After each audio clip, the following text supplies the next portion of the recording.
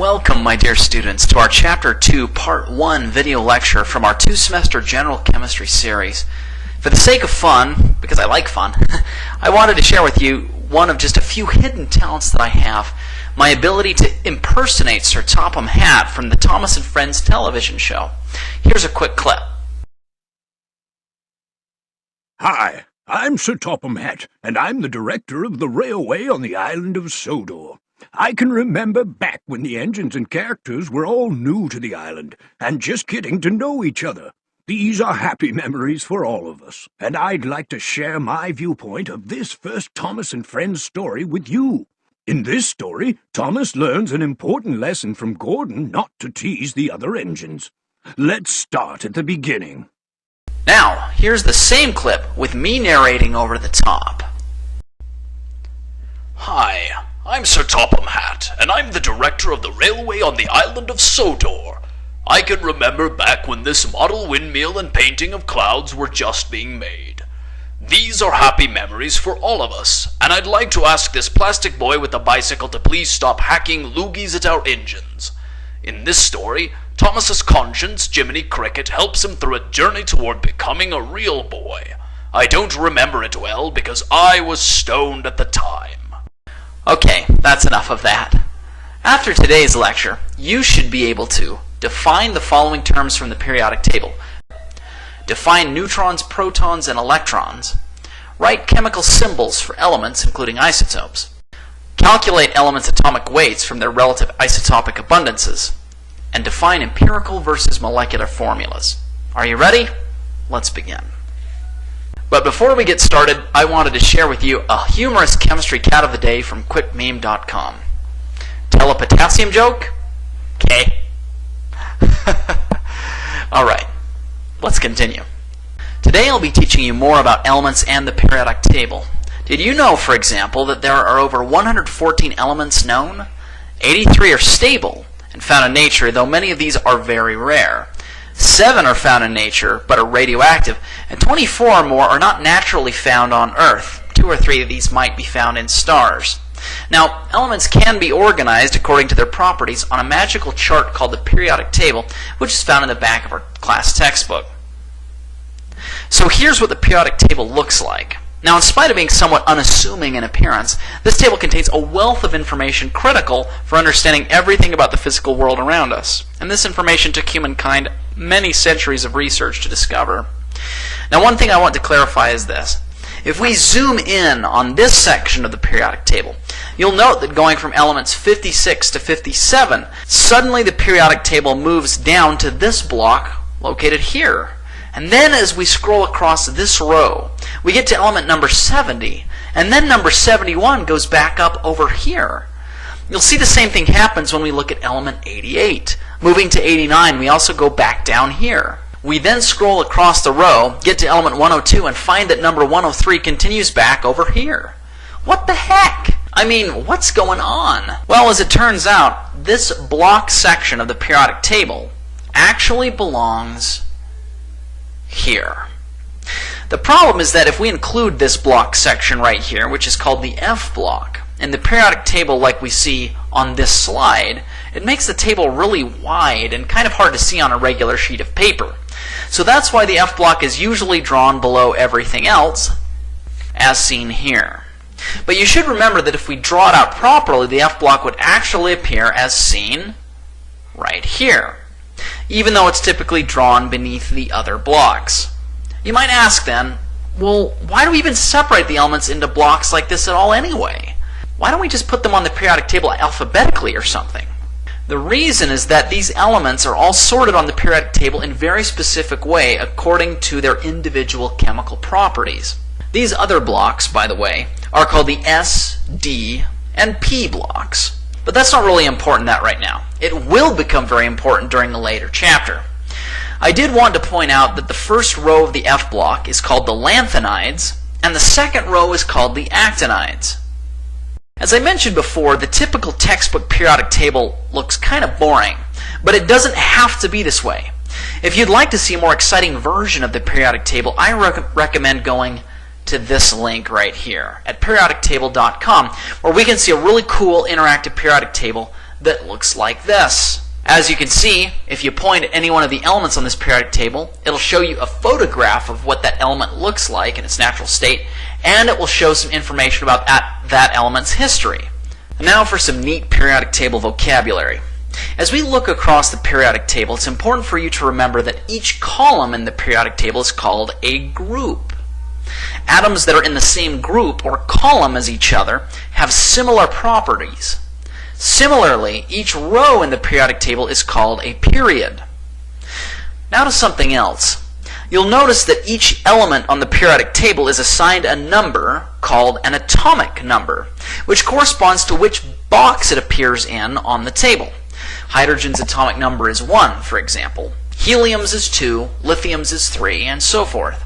You'll also frequently see that in each element's box there's another number called the element's atomic mass. Hydrogen's is 1.00794, helium's is 4.0026, lithium's is 6.941, and so on. What in the world are these two sets of numbers, and what do they mean? Well, don't worry, I'll tell you, though that will have to wait for a little bit later. This brings us to our first lecture-based question. Based on what we've seen in the previous slide, which pair of elements would you expect to exhibit the greatest similarity in their physical and chemical properties? We'll now continue. Each group or column on the periodic table has a different name. Now that being said, there are 4 specific group names that I require you, my students, to memorize. These names are the alkali metals, which are the elements in column or group 1A, the alkaline earth metals, which are found in column or group 2A, the halogens, which are column or group 7A, and the noble gases, which are column 8A. This brings us to our next chapter problem. The elements in groups 1A, 6A, and 7A are called what, respectively? Now, although I didn't tell you the name of the elements in column 6A, I'm betting that you can look it up. As I mentioned earlier, the periodic table is structured so that the elements are organized according to their chemical properties. One thing that is essential to remember is this. Elements found on the right side of the periodic table are called nonmetals. They're shown in blue colored here. And they have very specific and similar chemical properties to each other. The majority of elements found in this large gray section over here are called metals, and they also have similar properties to each other. The elements who straddle the line between nonmetals and metals are called metalloids. They're highlighted in yellow here. Metalloids have some of the properties that metals have and some of the properties that nonmetals have. Hence, they kind of straddle the intermediary line between the two different families of elements. I now wish to teach you more about atoms. Atoms are tiny, about 10 to the negative 10th meters in diameter. In fact, they are so tiny that if all of the atoms in your body were increased in size to be just 1 inch in diameter, you'd bump your head on the moon. As it turns out, there are a huge number of atoms in even a small sample of an element. For example, a 1/2 carat diamond, which is made up primarily of nothing but zillions and zillions of carbon atoms, has 5 times 10 to the 21st atoms in it. Now, if these atoms were all lined up in a single file line, even at their regular atomic size, that line would be so long that it would stretch all the way from the Earth to the Sun. And believe it or not, there are actually even smaller particles located inside atoms. I'm going to teach you about 3 of them, with which you will shortly become familiar. The first is the neutron. Neutrons are located inside atoms' nuclei, or the atom's nucleus. Neutrons have no charge, and their mass is around 1.00867 AMU. Now, just so you guys know, an AMU is an abbreviation for an atomic mass unit, which is equal to 1/12 of the mass of a carbon atom. The second subatomic particle I will teach you is protons. Protons are also located inside atoms' nuclei. They have a +1 charge, and their mass is about the same as that of neutrons, being 1.00728 AMU. The last subatomic particle I will teach you is electrons. They're located in a type of orbit around the atom's nuclei.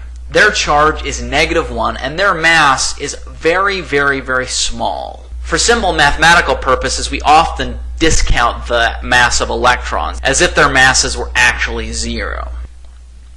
So what do atoms look like? Well, uncharged atoms have nuclei, which is once again the region where their protons and neutrons are located, which are surrounded by electrons. The electrons zoom around in an orbit around the nuclei so fast that they make what looks kind of like a large three-dimensional cloud called an electron cloud. A hydrogen atom, which is shown right here, has a nucleus that contains one proton and no neutrons, with a single electron zipping around its nucleus to form the electron cloud, which is shown as a gray-colored cloud here. I want you to understand the nucleus, which is indicated by this word and this arrow, is this tiny little space where the proton is located, and for heavier elements, the neutrons are located as well.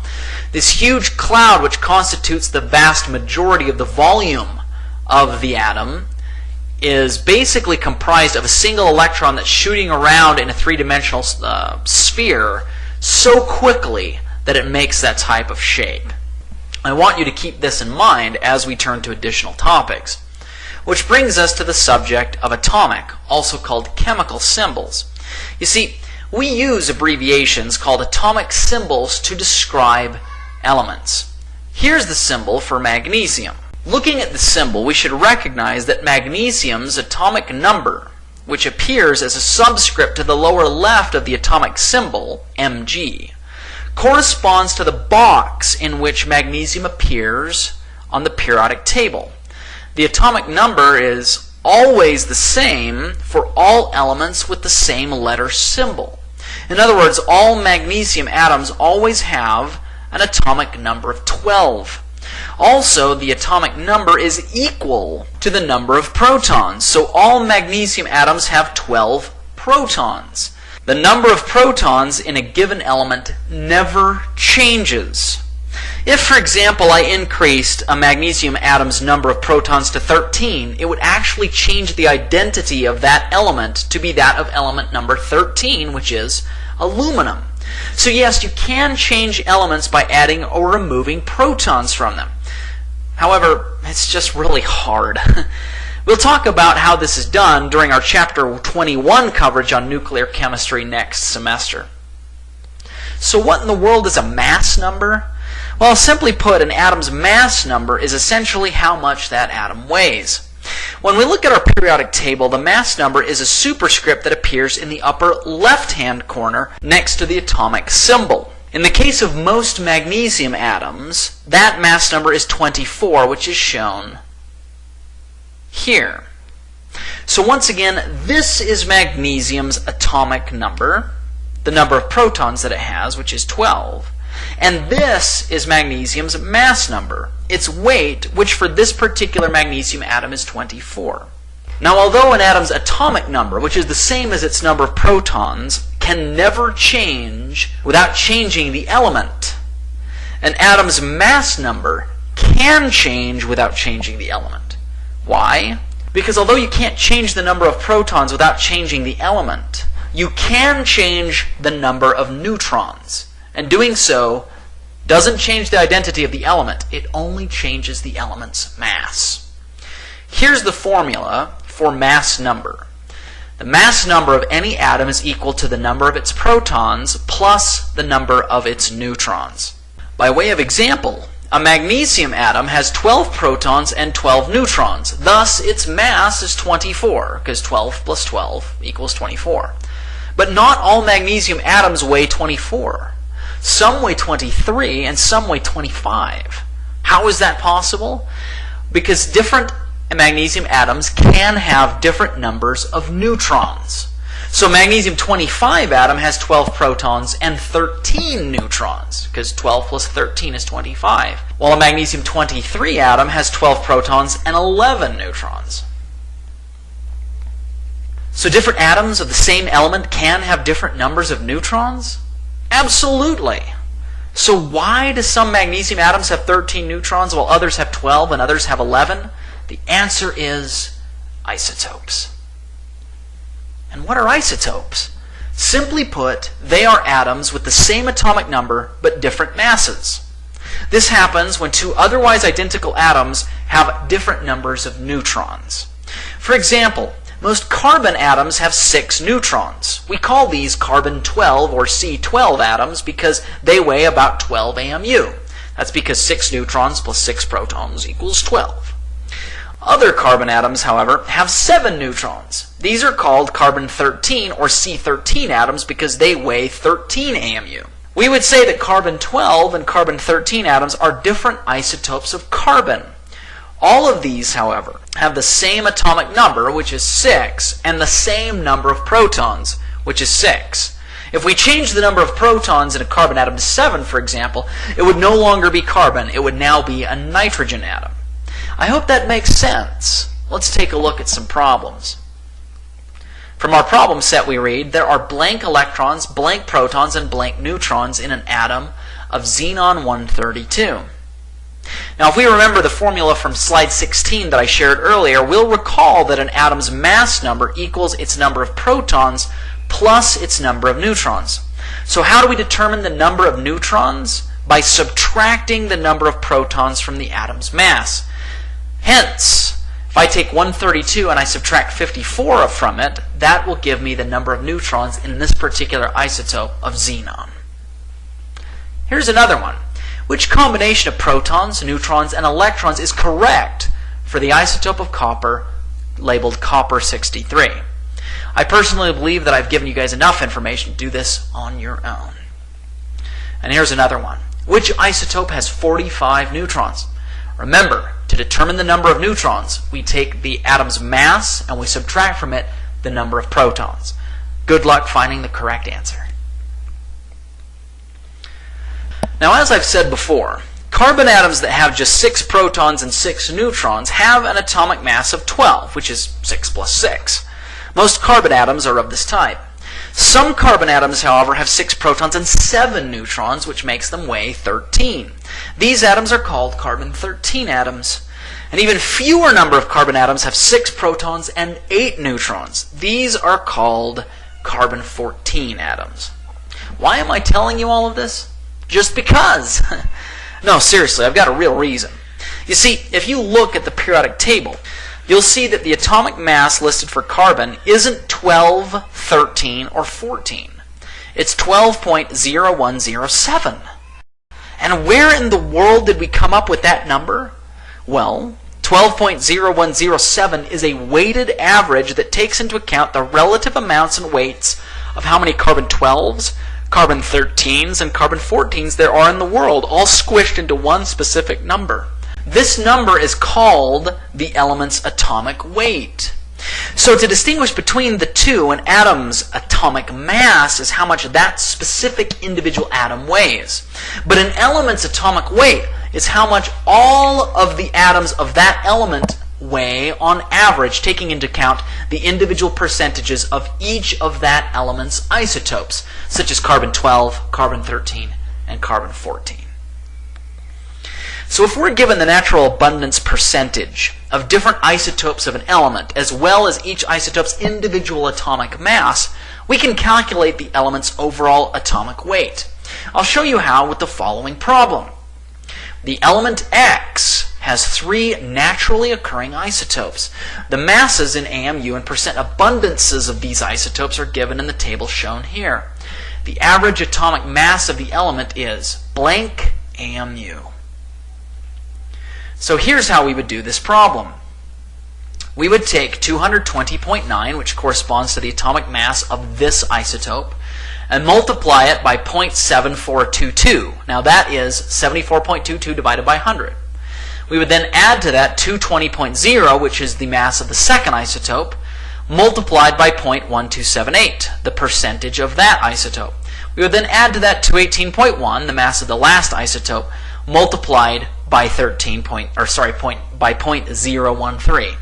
If you add all of that up together, you get 220.421, which, when we account for the correct number of significant figures in this problem, ends up giving us B as our correct answer. So, this is how, if we are given the different atomic masses of different isotopes and their percentage of abundance, we can calculate the overall atomic weight of that particular element. Here's another problem for you to try. Element X has 3 naturally occurring isotopes. The masses in AMU and percent abundances of the isotopes are given in the table below. The average atomic mass of the element is blank AMU. And here's another problem that's very similar, though slightly different. The average atomic weight of copper, which has 2 naturally occurring isotopes, is 63.5. One of these isotopes has an atomic weight of 62.9 and constitutes 69.1% of the copper isotopes. The other isotope has an abundance of 30.9%. The atomic weight of the second isotope is blank AMU. So how in the world would we do this? Well, in this problem we're given copper's atomic weight, the percent abundances of its 2 isotopes, and the mass of only one. We're then asked to solve for the mass of the second isotope. Here's how we would set this problem up. We would take the individual masses of each isotope multiplied by their relative fractional percentages added in this equation and set those equal to the overall atomic weight for the element of copper.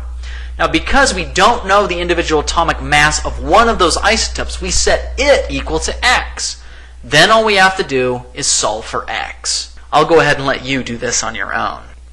And here's another problem. For the sake of chemistry mastery, I'm going to refrain from reading it to you. I'll let you read it yourself and then see if you can tackle it on your own.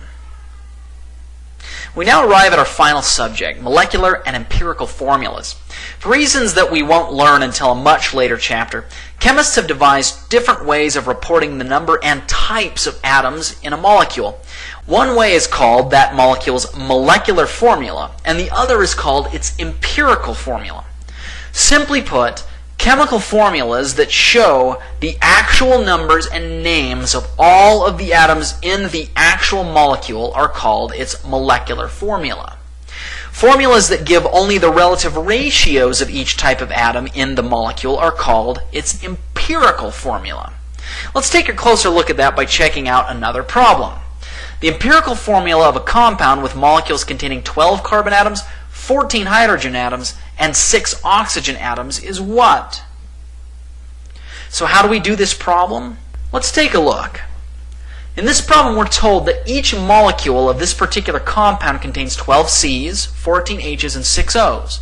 That means that this compound's actual molecular formula is C12H14O6. But what is its empirical formula? Well, to get this, we reduce each subscript to the lowest whole number. In this case, that happens by dividing each subscript by the number 2. Hence, this compound's empirical formula is C6H7O3. This leads us to the final question. Which compounds do not have the same empirical formula? I'll let you look at each of these options and see if you can determine the correct answer. With that said, I think this is a wonderful place for us to stop. Please tune in to our next lecture, Chapter 2, Part 2, in which we'll finish our discussion on atoms, molecules, and ions. Until then, see you later.